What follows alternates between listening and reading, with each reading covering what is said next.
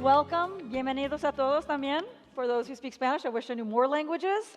I just want to first of all, give a shout out to Glennis, who is on the stage. She said that she needed to get done here because she's getting married on Saturday. So yeah. Well, I want to welcome everyone to Code for America. I can't tell you how excited I am over these next 2 days to be in this space with you, both here in this room, but also virtually, for joining us today. And I think it's important that we actually acknowledge the world we are living in today. All that is happening in Ukraine, families grieving in Buffalo, New York, in Laguna Hills, or Laguna Woods, California, and everyone who has been impacted now and in the past on this ongoing pandemic. So I know there's a lot going on in your lives. And for me, it's an even greater appreciation that we can be in this space together. And so thank you for being here and having some grace as we manage these uncertain times in the world. But we also manage a new hybrid conference as well at Code for America. So thank you. In that same spirit, I know it's not easy to take time out to be here, and it's also a privilege to be here in this room together. When I first came to DC in 2005 to work here, in one of my interviews, they asked me why I was here, and I said, because I come from a place where I know folks will never be able to travel here in their lifetime, and so I'm trying to bring them with me. And in that same spirit, in that same vein, I want to make sure that we are making space for those folks who you are bringing into this room, into this work as well. Now, for a few housekeeping reminders, our code of conduct applies to all Code for America events, both in person and online. You can read that in the program book and also on the homepage of Hopin. And I'd also like to give a huge thank you to our sponsor. I know they're out there, our leading sponsor, Google, and our presenting sponsors, Skadden and Tech in Service, along with our other sponsors and government participants who've made this possible. I have loved walking down the aisle and seeing everyone engaging and in conversation. Please keep that energy going. You can also find out details about any happenings this evening when all of our wrap-up sessions go on. I know there was some dancing last night downstairs. Please enjoy yourselves. Make sure that you are connecting with people. It really is a special moment for all of us to be together. And finally, an enormous thank you to the Summit Content Committee and Public Servant Advisory Committee for all the work in curating and organizing this conference for us. I'm excited to see all they've put together for these next couple of days. Okay, now I really can't express enough what it feels like to be here with you for the very first time as CEO of Code for America in person at this summit. Thanks.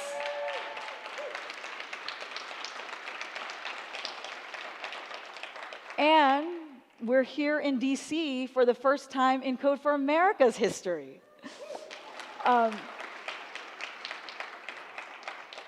I have to say, as I was coming in, it's a coming home for me of sorts. I was here for 9 years. During that time, I got married, had 2 kids, worked for 2 different senators in the Senate, played on most of the basketball pickup courts out there. I've heard there's someone in the room who I used to run the courts with, and I have to say I miss those days that I could just get out there and play. But the part I miss most about being here in DC is really seeing our collective history all around us.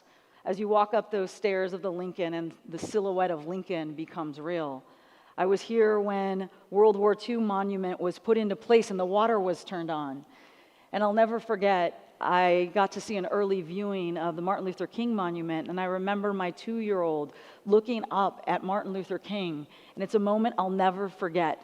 The hope that is here in our monuments, in the places around here. There's certainly a history that we know isn't so hopeful. But there's also a potential and a future of all that is hopeful. And for me, Martin Luther King, and seeing that moment with my kid looking up always stays close to heart. But I'm not here to talk about memory lane or the past. I'm actually here to talk about our collective future, because that is what Code for America Summit has always been about. Everyone who's part of our Code for America Summit either in this room or virtually, is here because of a simple belief that government can and should work well for everyone. Except it's actually not that simple, right? We in the civic tech space, I'll move out, have rallied around this idea for a long time, a vision for a government made up of truly resilient systems. Systems that are strong, but they're also agile and responsive. Systems that serve people equitably, with dignity and respect. Systems for a new time. And we all know that changing systems is really hard work. I know many of you are on the front lines of doing that, especially systems that really underlie the complexity of American government at all levels, from city to county, state, and federal. Many of these systems have been neglected for far too long, and some were built to literally exclude certain people. The pandemic put all of this on display for us, really not only for the country, but for the world. At a moment when we were all facing a once-in-a-lifetime, truly global crisis, we saw the consequences of the fact that our systems were built for an entirely different era. But we also saw the very best of civic tech and government. Our entire ecosystem sprung into action. Public servants, community leaders, advocacy groups, civic tech leaders, state leaders, countless volunteers, everyone rolled up their sleeves to say, how can I help? It's that exact spirit that made me want to join Code for America to be part of our collective mission in this ecosystem. And we have all seen how state and local governments started relying on digital outreach like text messaging to help people access benefits. We saw volunteers in the Civic Tech Network made digital maps of mutual aid and aid to connect people who needed resources at a critical moment in their lives. And tons of services that relied on in-person interactions moved to digital and fast. And when standing up new programs and policies, people were thinking about digital implementation from the very start. We saw barriers to access to government services become much easier to overcome, and some entirely went away.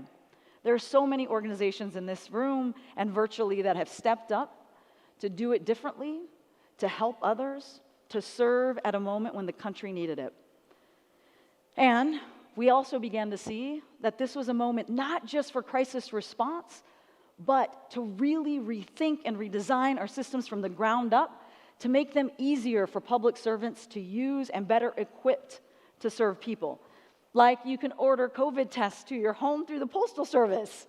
There are now policy waivers that have made it easier for people to access benefits, like flexible phone interviews, something we never knew would happen. And heck, you can watch and engage in city council meetings and state legislative discussions and congressional hearings over Zoom if you want to be more on Zoom. So many of the strides we made, I hear it in the buzzwords that I hope become mainstream, like human-centered design. But I'm not sure if we've stopped long enough, we as a civic tech community have stopped long enough to really talk about what it means to be human-centered. In today's world, it's especially important because it means we are designing for our shared humanity in a world that sometimes feels like we've lost sight of it. I want to say that again.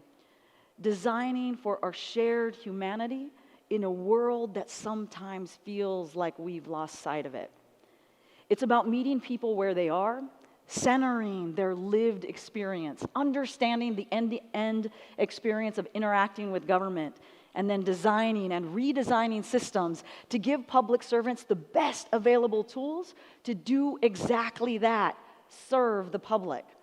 That's the kind of work I'm challenging us to do for these next 2 days.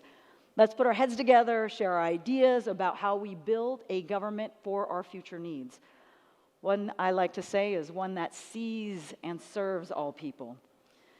Because the world isn't getting any more certain, and that means we're going to need resilient systems now more than ever. And it will take all of us in this space, virtually, all of our community partners, to lead, sometimes to follow, and mostly to step up. I can't tell you how inspired I have been by this community since I joined Code for America 2 years ago.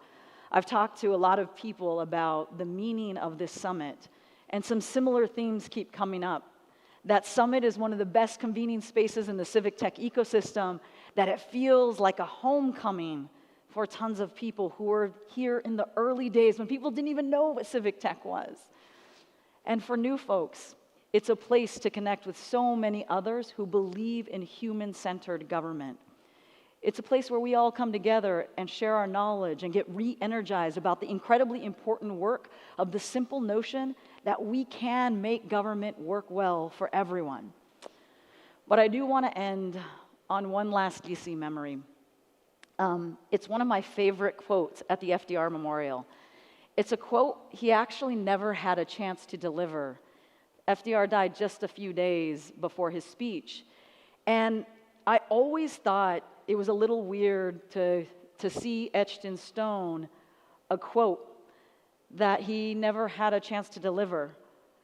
But as I think about our world today, maybe it isn't so strange or it isn't so odd, because it perhaps was meant for the future, for us to read it out loud to each other. So I want to end with FDR's words, a president who led us through two great crises of the greatest crises of the 20th century, the Great Depression and World War II, and he left us with these words: "The only limit to our realization of tomorrow will be our doubts of today. Let us move forward with strong and active faith." Strong and active faith. Thank you for being here and believing in our collective tomorrow.